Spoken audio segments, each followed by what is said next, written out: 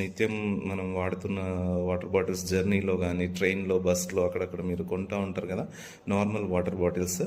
ఆ వాటర్ బాటిల్స్లో దాని యొక్క ప్రిపరేషన్స్లో ఈ యొక్క బీపీఏ అనే హార్మ్ఫుల్ కెమికల్ని అయితే వాడతారనమాట.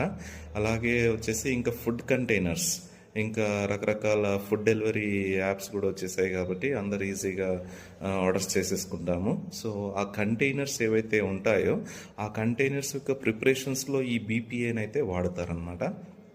ఇంకా వచ్చేసి ఇంకా ఫుడ్ స్టోరేజ్ కోసం క్యాండ్ ఫుడ్స్ ఏవైతే ఉంటాయో ఆ స్టోర్డ్ ఫుడ్స్ కోసం స్టోర్ చేయడానికి వాడేటువంటి వెసల్స్లలో కూడా దీన్ని ఉపయోగిస్తారనమాట. సో అలా నిదానంగా మన డైలీ దాన్ని యూస్ చేయడం వల్ల అదైతే బాడీ లోపలికి అయితే ఎంటర్ అవుతూ ఉంటుంది.